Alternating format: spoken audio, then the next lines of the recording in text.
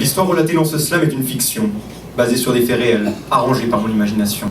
Toute ressemblance avec des personnages existants ou ayant existé serait purement fortuite.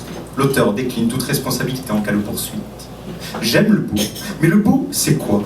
C'est vrai ça, on a tous notre interprétation de ce qui nous laisse quoi. On a beau y réfléchir, on se demande toujours comment et pourquoi. Certains sont adroits, ils savent exactement ce qui les met en émoi.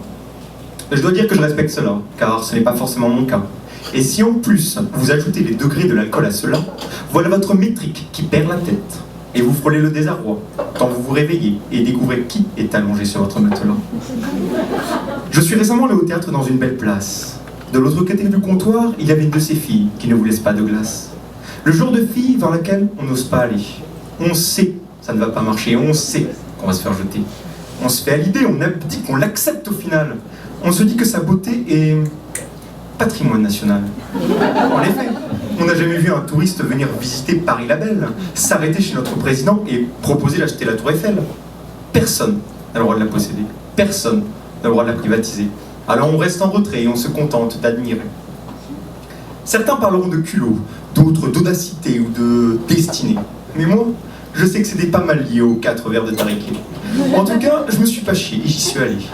Je l'ai fait sourire, rire et frémir ici. Ça sautait aux yeux. Une complicité s'était créée. J'étais heureux, mon cœur était à la fête. Mes amis l'auraient validé, mes parents l'auraient adulé. J'ai pas peur de le dire, cette fille était parfaite. Bon, il y a eu un défaut. Un tout petit défaut. Elle n'a jamais rappelé mon numéro. Oui, cette histoire a autant existé dans ma tête qu'elle fut inexistante dans la sienne. Tandis que je fondais sur elle les plus humbles espoirs, elle, de son côté, devait me trouver ringard. Tandis que je nous imaginais sur mon canapé entrelacé, elle, de son côté, était déjà lassée. Je suis un petit peu comme ce chewing-gum collé sous une table d'écolier, là, attendant qu'on le trouve, seul comme un pestiféré, mais rêvant, secrètement, d'être récupéré par son kidnappeur masqué. Satané syndrome de Stockholm. Attendez, je viens de sentir une vibration dans ma poche.